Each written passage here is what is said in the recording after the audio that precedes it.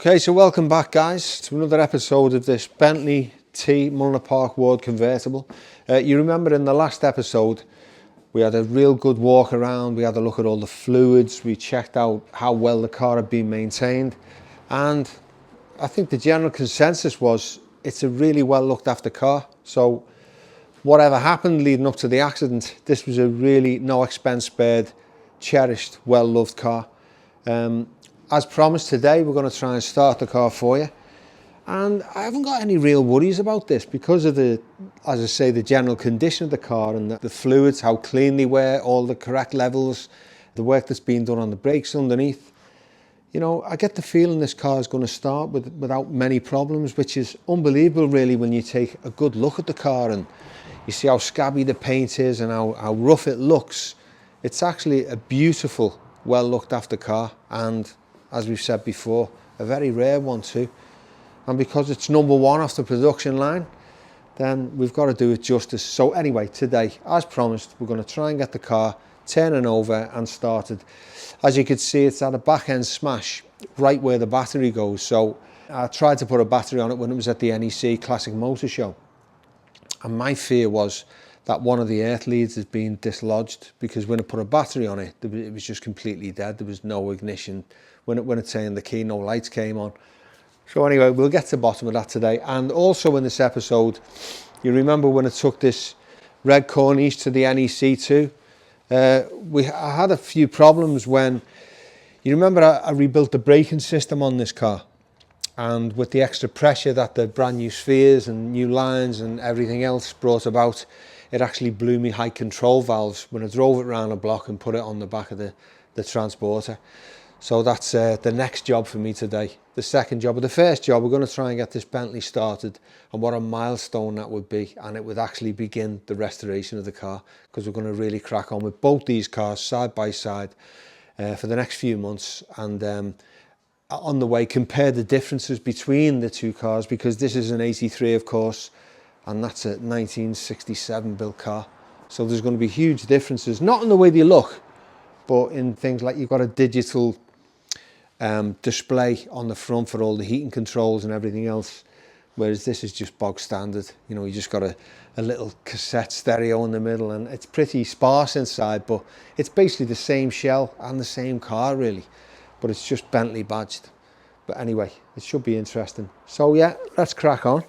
And as I say, we'll try and get this started, and then the second half of the show we'll sort out these high control valves which blew under the extra pressure. Anyway, as always, let's get stuck in. So if I first take you around the back here,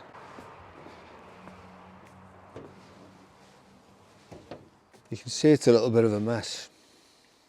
There's the battery over here, and as I said, when I was at the NEC, I put a battery on and it was completely dead. So what I'm going to do, as well as using the initial earth lead, which I was getting nothing from, I'm going to make a second earth.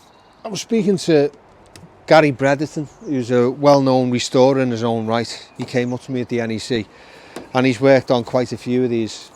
And he said, believe it or not, where the boot catch clips in there, it's a really good place to use for a second earth, and you should get power off that. So let's see how we get on, eh? I hear the clicking anyway, so fingers crossed. So here goes it.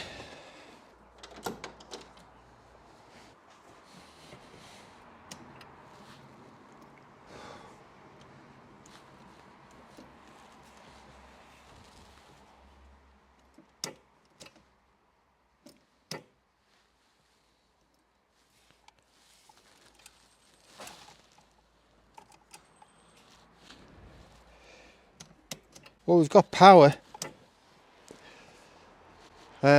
which is good.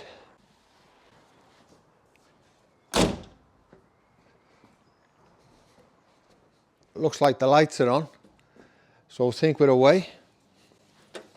See if we've got an ignition.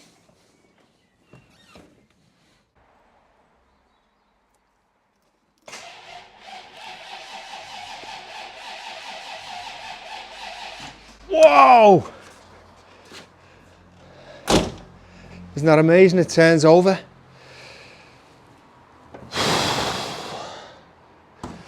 Give it another crack, eh?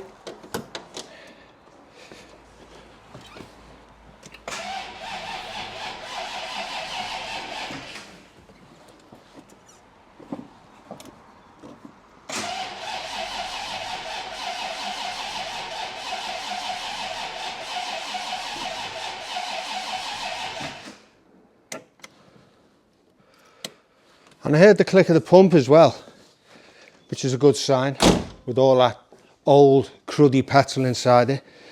But what a result. Better switch the lights off, save the battery.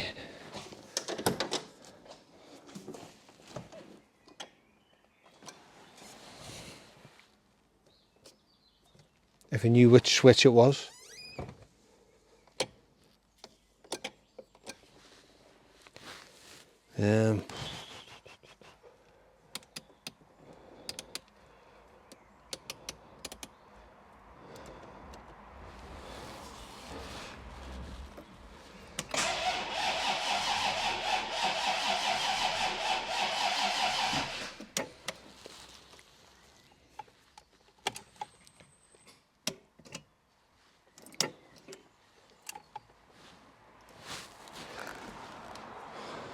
Okay, well that's a good start anyway. I can't switch the lights off, which tells me that there might be like a short somewhere at the back where the wiring is. So let's be safe and I'll undo the battery for now, and maybe I'll take the carburetor tops off and just see if there's fuel in there in the chambers, and we can just go from there. But great sign, and sounds really healthy the way it turns over. Let's see if we can get it started, eh?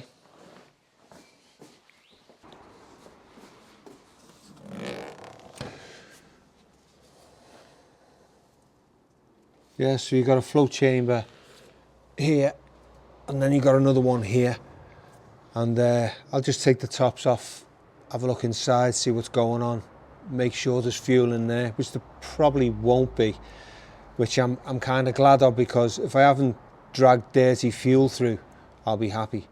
You just get a bit ahead of yourself sometimes, you get a bit excited, don't you? But yeah, I had a little smell inside the fuel tank before, and it didn't smell too bad, but I think one of the stipulations probably would have been to remove the fuel from the tank, make sure every car on the ship had an empty tank before it was shipped over. Probably like a safety precaution, you know, so it's probably done me a favour there. But anyway, let's get the tops off and see what's inside, and we'll go from there.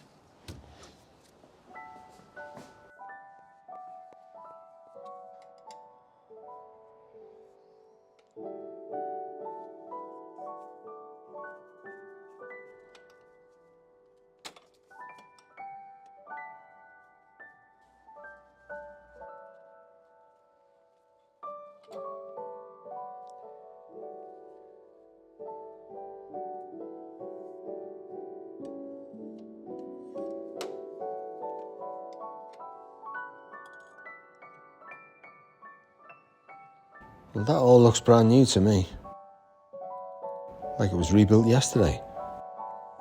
And there's plenty of fuel in there, and all at the correct level, and the float's in good order.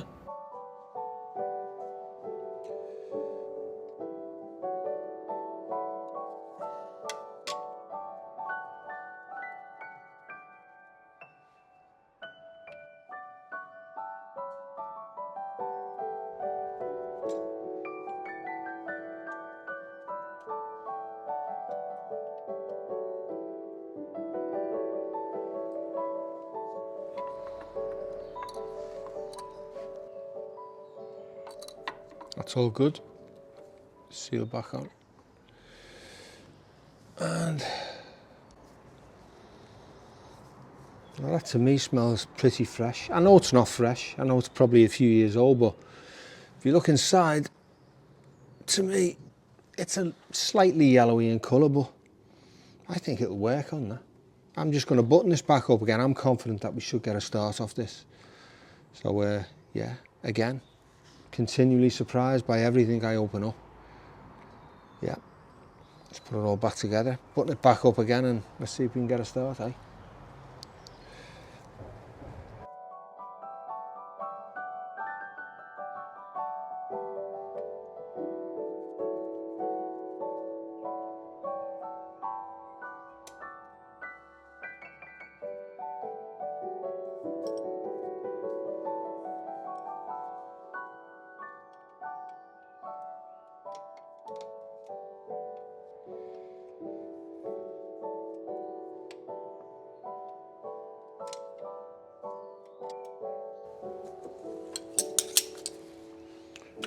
Right, let's give it another try, shall we?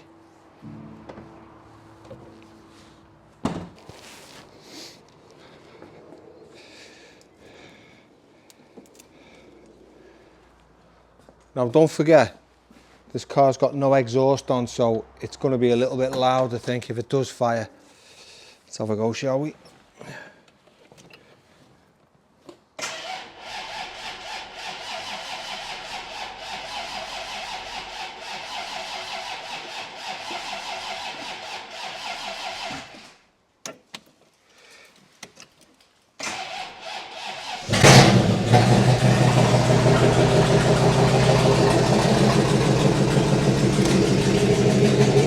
Okay, we've got good oil pressure.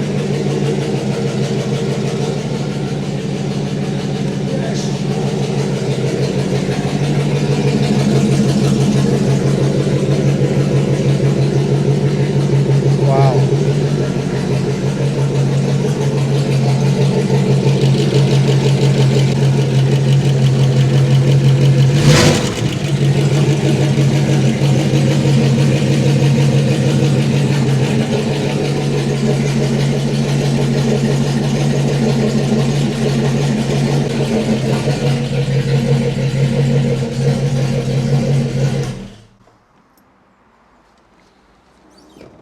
Wow. Nothing wrong with that, is there? What a car. What a car.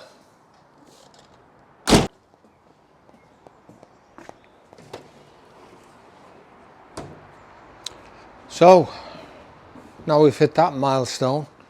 I mean, we're up and running, we're away. It's a runner, sounds lovely, lovely and smooth, no shaking, no leaks. What an incredible buy. I'm over the moon. Yeah, so now we're up and running on that one. Let's turn our attentions to the red 83 Corniche. As I explained earlier, when we went to the NEC, when I put it on the back of the trailer, there was literally a line of fluid, 2 lines of fluid, all the way around the corner, up the road, round a block, all the way onto the trailer. So yeah, high control valves went bang. I know, guys, I could really do with a lift, and I've got one on order from Machine Mart. I'm just waiting for it to come in, but I'm gonna have to crack on. I'm gonna have to use the axle stands for now and crack on with this and just get it done, because it's holding me back. So yeah, once again, onwards and upwards.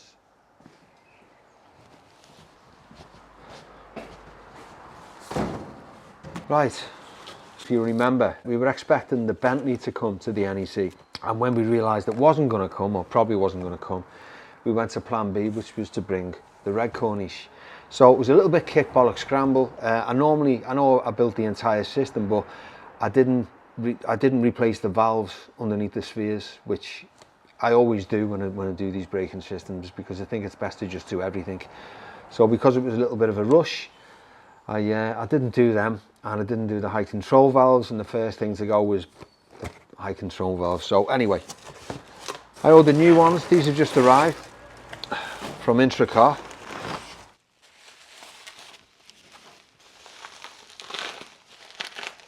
There's 2 ways you can do it. You can get the seal pack and you can strip them and put all new seals in yourself and hope for the best, whatever. But I always think it's best to replace with new.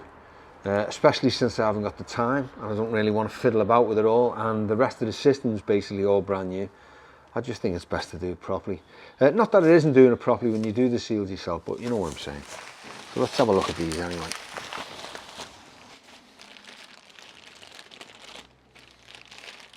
I'll put a pair of gloves on.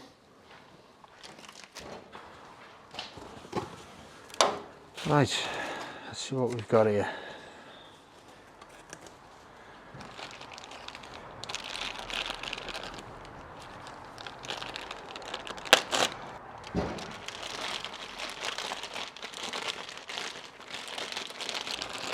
Oh yeah, look at that. All brand new, all painted up. Perfect. Oh, and I also should mention, when I purchased these, I had to leave a core deposit, which of course means you have to return your old ones for them to send away, recondition, and then they paint them up and then they sell them as reconditioned parts again. That's how these businesses make the money, and that's how it all works, because You know, I don't think they actually make new ones anymore. So everything has to be reconditioned with new seals and everything else. And it can actually be quite time consuming, you know, boxing everything up. The cost of sending it back off, and the quite heavy parts as well. But it's understandable with these. You know, these are quite rare and they probably don't make them anymore, as I've said. So, you know, it's only right. But I also have to mention that when I fitted new calipers to the corniches, I didn't have to return the core, and it's the only company I know of, IntroCar, that doesn't require the core back for brake calipers. So in the long run, it saves you a lot of time, a lot of effort, and a lot of money. So yeah, just a little interesting point there anyway. Let's crack on. As always, with the ignition on, pump them brakes to get rid of all the pressure until both brake warning lights come on the dash. But as the system is already being compromised with the burst seals, this won't take very many pumps as the pressure will be depleted, but it's always best to be on the safe side. And as usual, these are almost completely inaccessible, but I have managed to loosen them off already. And see these two big bolts here and here? These hold the unit onto the carrier itself.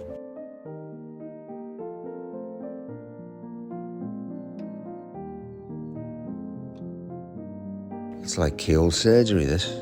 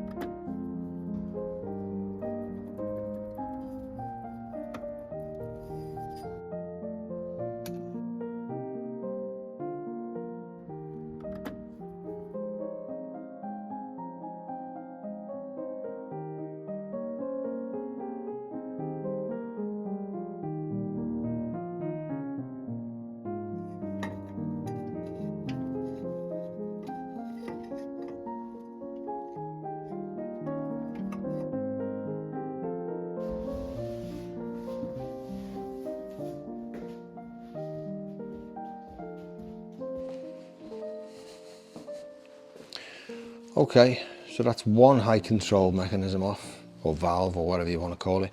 And the problem with these is, when the pressure builds up, when you've renewed your braking system, and if you haven't replaced those, what happens is all the extra pressure from the spheres, or the accumulators, whatever you want to call them, it all kind of builds up, also clean lines, so the pressure is that much greater. And when you've got like an old unit with old seals in, and they've gone soft, these are the first things to go. And strangely enough, I've noticed that even on the black cornice, exactly the same thing happened.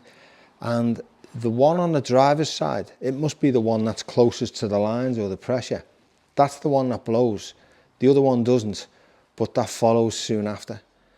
As I say, you know, as I've said before, it's always best when you're doing the braking system to replace all the valves, including the valves underneath the accumulators and the high control valves as well. And all of these act as really is, say you pull up at the lights and you throw your car into park, or you throw your car into park anyway, the car lowers slightly. You have to look really carefully to see it, but it lowers so that passengers can get in and out of the car comfortably. Same happens when you decide, say you put like 4 bags of cement in the boot of your car, it would, with the extra weight, instead of going down, it would go down, but then it would bring itself up to the natural height. It's really clever when you think about it, and they use these right through from, I think, about 1965 or 66, right through to 1980. And then after that, there was a slightly different one, you know, slightly different valve, but it looked it looked very, very similar, but it wasn't the same. It was just upgraded, I think. Anyway, let's get this this new one back on, shall we?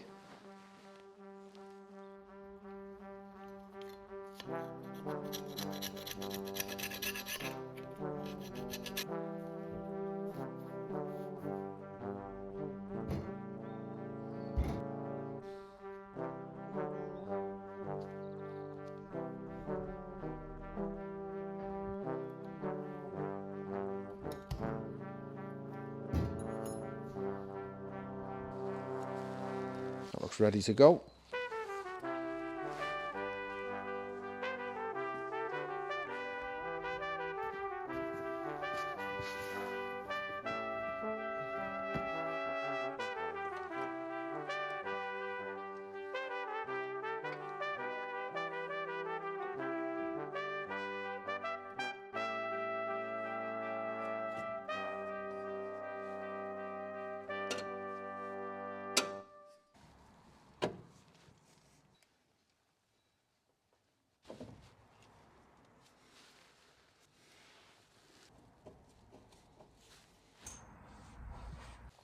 Now, as you can see here, there's virtually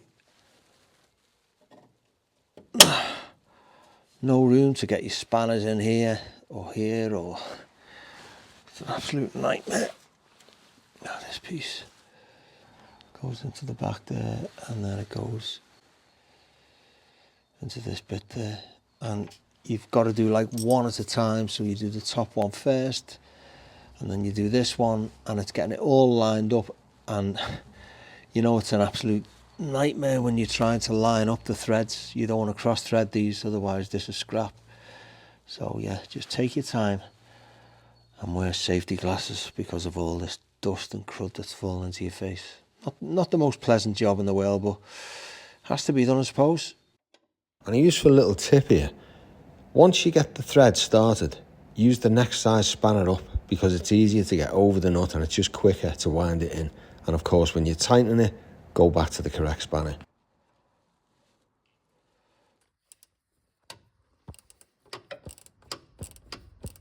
And of course, you can also remove these stabilising bars just to give it a bit more access, but I've just gone for this method anyway.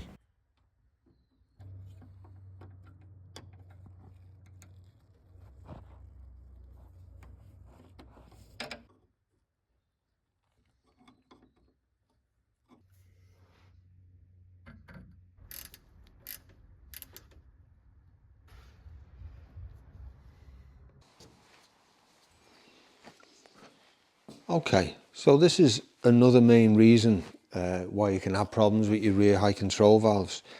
It's just a simple thing. This is just the bleed nipple. Now look at this. That's clear. Look at this one. Totally blocked. And the problem being, you've got like a little hole here. I'll show you.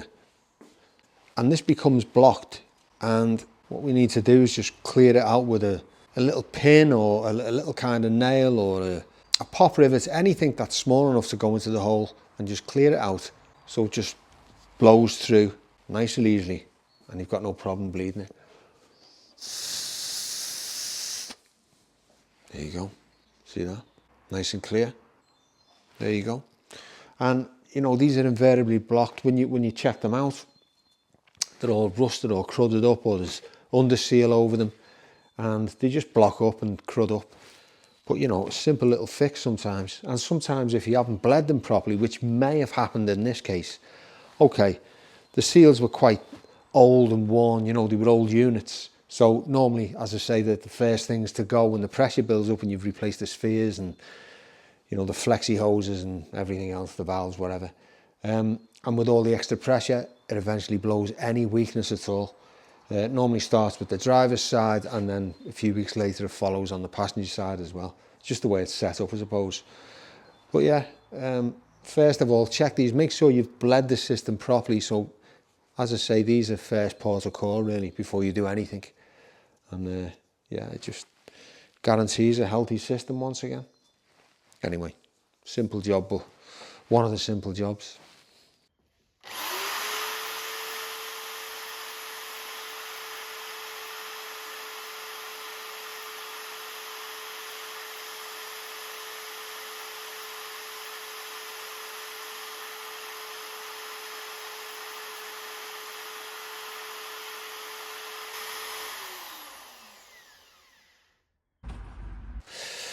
Just for your information, this is where she fits.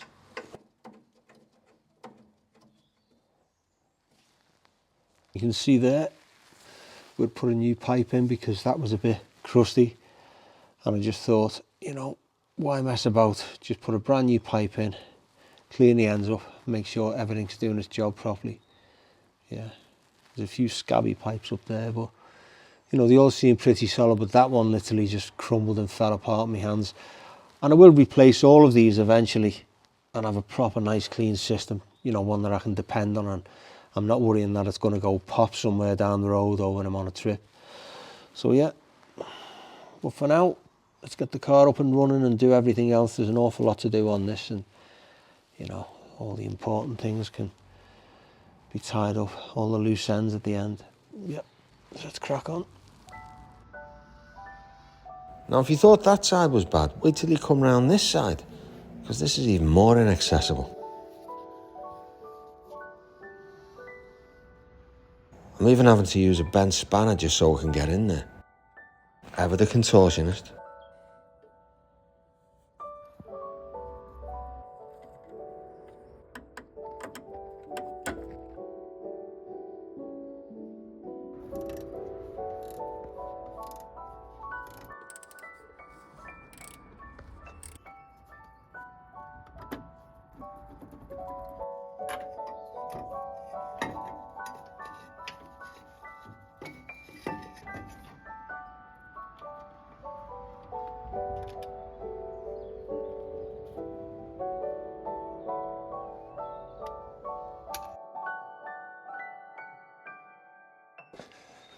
So there we go. That was a nightmare getting off, but she's off. I think that the problem's going to be trying to get it back on again, trying to get my fingers in there, and there goes a washer. Trying to get my fingers in there and get the unions started, which you know are an absolute nightmare unless they're absolutely square on. You cross thread them and they're soft, they're like brass, but it's just one of them jobs, needs to be done. I mean, look at the state of this. That's soaked in oil. Look at it. This is the culprit. This is the one that's been really leaking. And as I've said before, for some reason, I think it must be where the pipes, it must be the first one that the pressure pipes hit, you know, with all the fluid in. So it's the first one to blow its seals, of course, you know, and they're soft and old. Like this one's well past its sell-by date, as you can see. But yeah, I mean, if I compare it to a brand new one, I mean, look at that. I mean, that's a lovely new unit from IntroCar, as I said. And you can see where this has been leaking. It's like all its seals have just exploded, really. Yeah. Okay, let's crack on, get this one back on. And I've also replaced a few of the pipes. Some of the pipes were a little bit crusty, you know, when I grabbed them, one of them crumbled and just fell apart. And the problem is, like with a lot of these cars, over the years, they get sprayed with underseal. And once you do that, it's hard to see whether you've got any pinholes or whether there's any corrosion of any sort. So it's just a case of, you know, ones that look a little bit crusty, or just redo all of them. I think to redo all the pipes on this car, it's a good week's work. So for the moment, you know, I just want to get these back on, get them working, give them a good bleed, and then jobs are good, and I can face all the rest of the pipes somewhere down the line when we've got the car completely finished and back together again. But hopefully we get this back on and we'll have a whole new system, and another job struck off the list. Anyway, let's crack on.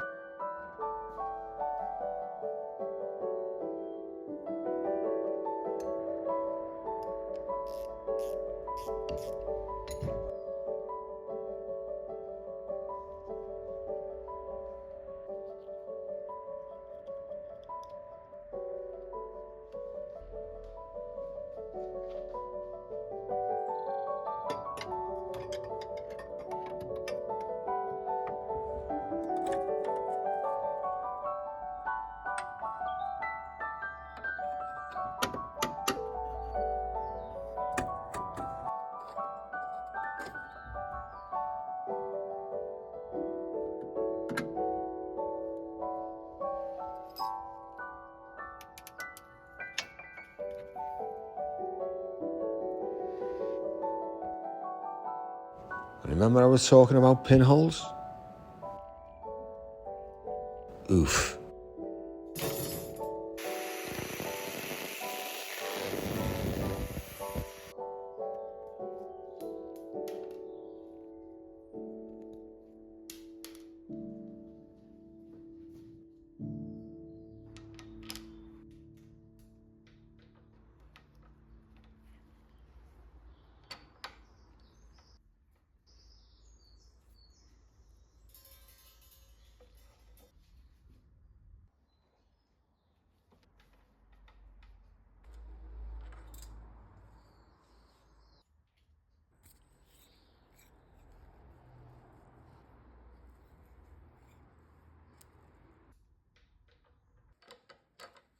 So with that new pipe made, using the original ends, put back on, and that side button back up, all that's left is to top up with some fresh LHM fluid to the correct level, and we can call it a day for now.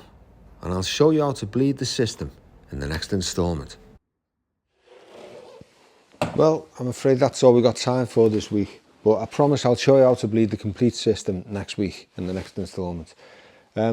Thank you so much. If you like what you saw, obviously don't forget to like and subscribe if you haven't already. And I just want to say thank you so much to all the brand new members. I hope you enjoyed the first episode, and there'll be another one in a couple of days' time, so keep a lookout for that. And yeah, it helps grow the channel, as I've said before, and I really appreciate all your help and all your support, and I enjoy all your messages as well. So once again, take it easy, and I'll see you all next time.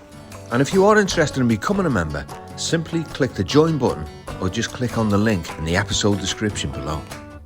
Thank you for watching this episode of Classic Obsession. If you enjoyed it, don't forget to like and subscribe, and see you all next time.